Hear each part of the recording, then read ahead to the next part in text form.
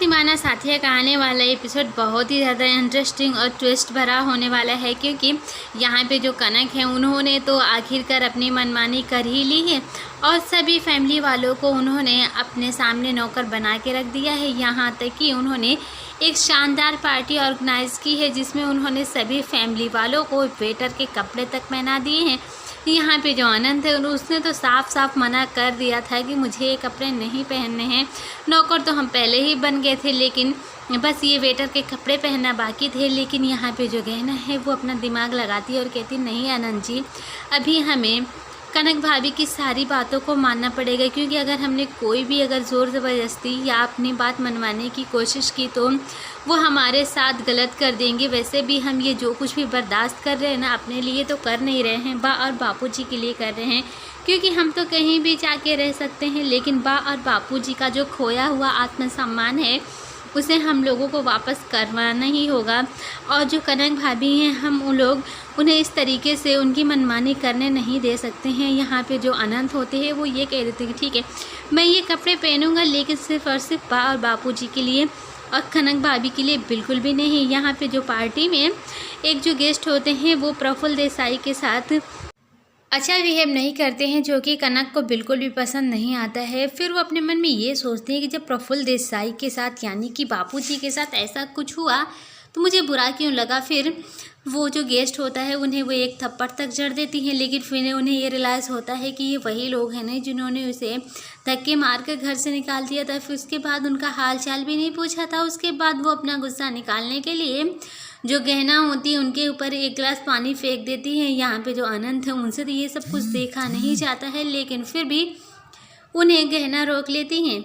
यहाँ पे ये देखना काफ़ी ज़्यादा इंटरेस्टिंग होने वाला है कि कनक का जो ये खेल है ये कब तक चलते रहने वाला है, क्योंकि अनंत और जो गहना है उन्होंने बहुत ही अच्छी प्लानिंग की है इस देसाई हाउस को फिर से अपने नाम करने की, यानी कि अपने बा और बापूजी का उनका खोया हुआ सम्मान उन्हें वापस दिलाने के लिए। लेकिन यहाँ पे सबसे बड़ा ट्विस्ट तब आता है जब हेमा को सारी रियलिटी पता चल जाती है और यहाँ पे जो हेमा है वो फिर से उनकी चमचागिरी करने के लिए उनकी टीम में शामिल होने के लिए वहाँ पे पहुँच जाती हैं और कनक को सारी प्लानिंग के बारे में बता भी देती हैं। यहाँ पे जो कनक है वो अपने मन में ये सोचती है कि शायद ये हेमा ठीक कर रही है और वो मुझे सही इन्फॉर्मेशन दे रही है, लेकिन फिर यहाँ पे जो कनक होती हैं वो ये कह देती हैं कि मैंने तुझे अपनी टीम में नहीं रखा, इस वजह से तू मुझे बदला लेने के लिए, मुझे परेशान करने के लिए ये सारी बातें कह रही है ना। तभी यहाँ पे जो कनक होती हैं वो बहुत ही ज़्यादा परेशान हो जाती हैं और कहती हैं कि हेमा अगर तेरी ये बात गलत निकली ना तो फिर मैं तेरे साथ क्या करने वाली तू बहुत अच्छे से जानती है।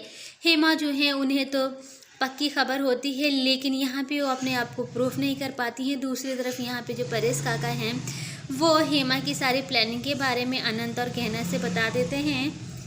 उसके बाद यहाँ पे जो गहना होती हैं वो अपना माइंड लगाती हैं और यहाँ पे खुद ही प्लानिंग के बारे में बात कर लेते हैं और बात करने लगते हैं, क्योंकि जो कनक होती हैं उन लोगों की प्लानिंग को जानने के लिए नीचे आ जाती हैं। यहाँ पे दोनों आपस में बात कर रहे होते हैं कि वैसे आप लोगों को क्या लगता है कि कनक भाभी हमारे जाल में फंस पाएंगी या नहीं, क्योंकि अगर वो ये घर बेच देंगी तो हम लोग रहेंगे कहाँ पे। यहाँ पे जो होती हैं हेमा एक बार फिर से गलत साबित हो जाती हैं और यहाँ पे जो होती हैं कनक उन्हें एक ज़ोरदार थप्पड़ जड़ देती हैं।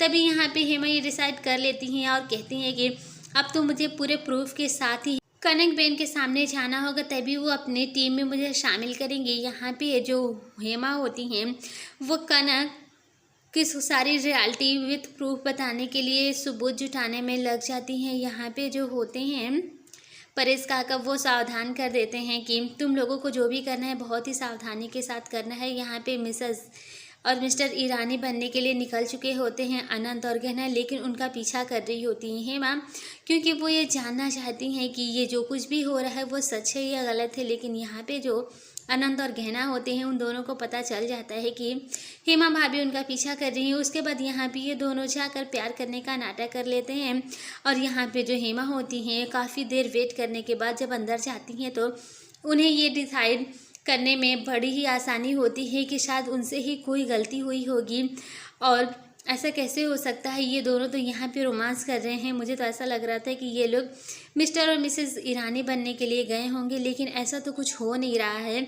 यहाँ पे आने वाले एपिसोड में आपको ये देखने को मिलने वाला है कि यहाँ पे जो होती हैं कनक, वो 10 करोड़ रुपए के लालच के चक्कर में इस घर को जल्द से जल्द बेचना चाहती हैं। लेकिन हेमा की बातों को सुनने के बाद वो अपना मूड बदल देती हैं। लेकिन यहाँ पे जो परेश काका और सभी फैमिली वाले मिलकर इस घर की जो मरम्मत होती है, कहते हैं कि इसे करवा दो, नहीं तो देखो ना छत से पानी भी आ रहा है और पानी भी सप्लाई नहीं हो रहा है सभी रूमों में।